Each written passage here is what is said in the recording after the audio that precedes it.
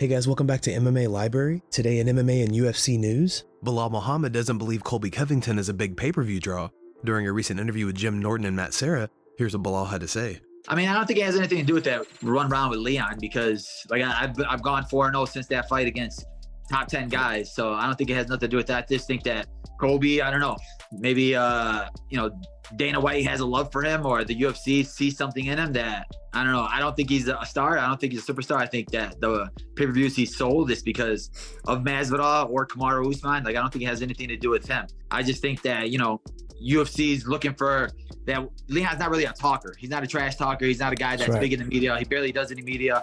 And they know that maybe Colby will try to sell the fight more than him. And maybe it'll give Leon some type of superstardom. I think they're trying hard to make him a star by giving him guys like Nate Diaz. They try to do the Masvidal thing.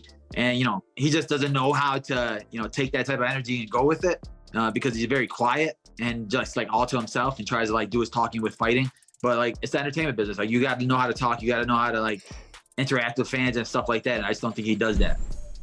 Floyd Mayweather has revealed he is interested in signing Francis Ngannou to Mayweather Promotions. Speaking in a recent interview, Mayweather had this to say: "I would love to work with Ngannou. I would love to sign him to Mayweather Promotions. He's a very skilled guy, and if he wants to fight one of the top heavyweight guys, he should do it." Sean O'Malley believes Israel Adesanya should fight Dricus du Plessis next. O'Malley gave his reasons during a recent edition of the Bromalley podcast. Here's the clip. Hamza versus Izzy or Dricus du Plessis. Have you been seeing the memes on Dricus du Plessis? He tested positive for 2 seconds of cardio or something like that. That's fucked up what he did. He said, "I'm going to be the only real African champion." I think give Izzy that fight. I think Izzy has earned, I'm not going to say an easy fight because no fight's easy, and that dude, he's definitely dangerous. But if you're looking at the competition that Izzy's fought, I think that's one of it would be crazy. Izzy deserves a fight like that. It's a big fight, and it's a good story behind it. That good story. Promote it a little bit, but it's still, it is a good fight for Izzy. Couple Africans. Bringing the belt back. Conor McGregor gives his take on fighters betting their entire purses on the outcome of their bout. During a recent tweet, McGregor advised all fighters to keep their purse and enjoy it no matter the outcome of the fight. McGregor wrote, "Has any competing fighters bet their purse against each other and then followed through? We should stop doing this. Fighting is tough, it can go any way. Luck plays a huge part. Don't be saying you are betting your fight purse against each other, because it never happens and it's stupid. Train hard, fight hard, earn your dough, and then enjoy it. God bless." A fan then tweeted McGregor saying he should bet his purse against Chandler, to which McGregor replied, "I make substantially more than everyone on the roster combined, so it's not feasible. I could bet a portion, however, but it's ridiculous, and no. This game, and the longer you are in it, gets tougher and tougher. I'm keeping my hard-earned money for my loved ones." Dana White announced last night that Belal Muhammad and Gilbert Burns will face off in 2 weeks at UFC 288. Here's Dana's announcement. Told you guys that I would keep updating you when I have new fights and locations. Here is some of the things that I have in store for you. In 2 weeks, we're back in Newark, New Jersey for the first time in 3 years for UFC 288, headlined by Aljamain Sterling and Henry Cejudo for the undisputed UFC Bantamweight Championship. But that's not all. The co-main event will be a 5-round welterweight matchup between number 4 ranked Belal Muhammad and number 5 Gilbert Burns, who just beat Jorge Masvidal 2 weeks ago in Miami. And what I love about this fight is that they both wanted it to be 5 rounds. 2 of the best guys in the division, and both think they deserve a title shot after this. They wanted 5 rounds, so I gave it to them. Demetrious Johnson backs up Francis Ngannou's decision to leave the UFC. Johnson had this to say about the situation during a recent interview with Ariel Helwani. How do you feel about how all that played out with Francis? I think it was great. I think great for who? Whoever. I think it's good for Francis.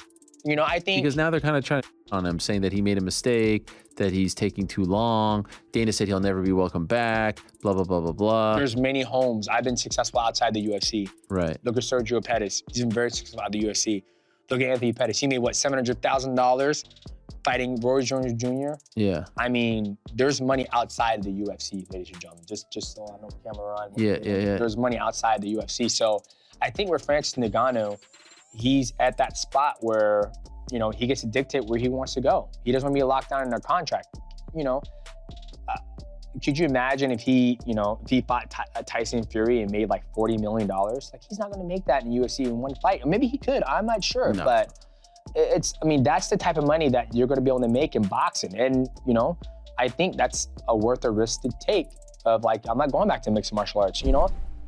Israel Adesanya had a message for Alex Pereira on Instagram recently. Izzy highlighted a comment which said, "For anyone that says Izzy won't let go of it, needs to remember who wouldn't let go of Alex Pereira's win in 2017, that I guarantee none of you watched. He's the champ, let him enjoy this." Izzy then captioned the post with, "Alex started this, he didn't let it go. Someone scroll on his page, see how many posts he made about me and what the oldest one is." Izzy followed up with a collage of posts made by Pereira over the years and said, "I only scrolled back to 2018. Chael Sonnen offers some advice to Dricus du Plessis during a recent video. Here's what Chael had to say. So du Plessis now sits at 5-0 within the UFC. He's ranked number 6, and he's called out by Adesanya. It seems to me like everything is going his way. I mean, I feel that we're just moments away from finding out du Plessis is in a world title fight, which, by the way, is a really interesting match, but he's now in a back and forth as recently as last night with Kelvin Gastelum. And as I'm looking at it, I mean, you gotta understand, du Plessis has the ultimate bad guy name. Like, it just reads well. It just sounds like a villain out of a movie. He gets in this back and forth with Kelvin. Everything's going fine. He's calling Kelvin and Kelvin's answering to it. They got this back and forth, but the whole thing ends in relatively short fashion. I think du Plessis has a very rare opportunity. The back and forth with Kelvin Gastelum isn't going to gain you any fans. People love Kelvin for all the reasons that I just mentioned. But if you're not trying to gain fans, you're trying to entertain fans, you don't have the same agenda. I think that's the fight. Bobby Green weighs in on the Islam Makhachev IV accusations during his media day interview for UFC Vegas. Green goes on to say an IV bag was used to rid Makhachev of PEDs. Speaking of the past, you got some backlash for your comments against about the Russians and the Dagestans. I was wondering if you heard Dan Hooker's accusation with Islam and the IV. Why are you trying to get me to go there? You're trying to get me. You're trying to get me to talk that. So I didn't know. Since you're gonna make me do it. You're gonna make me do it. I didn't know because I don't really know about the drug. But Joe Rogan said. What is the bags? What is the IV bags? I guess they use that to flush PEDs. So now it's like, yeah, that's a little interesting. Now he used an IV bag. What did he use the IV bag for? I don't know. You tell me. And so the speculations just keep going. So it seems unlikely that we will see Paddy Pimblett return to the octagon in 2023. Speaking in a recent video, Paddy reveals that the surgery performed on his ankle after the Jared Gordon fight will keep him out of action until 2024. Here's what he had to say. I had to get surgery after my last fight. I hit my foot in the first round, in like the first minute or two, through a kick, hit it. I felt it but obviously we crack on, we get through the fight. And then at the end of the fight, I can remember going back to the medical room and just saying, my foot sore, yeah, it's sore. Never, couldn't get it looked at properly till I got home. Then when the actual swelling went down in it and I went to get surgery, it was a lot worse than we thought. I had to get inner and outer ligament surgery, well, reconstruction, so it's big. How long are you going to be on the crutches? Could be for another 6 weeks. I've already been on them for six and a half. Has that impacted your plans for the rest of this year, your goals? Yeah, I'll be lucky to fight this year. Guys, thanks so much for checking out the video. If you like the content we do here on this channel, don't forget to like and subscribe to MMA Library for all the latest MMA and UFC news. We'll see you in the next video.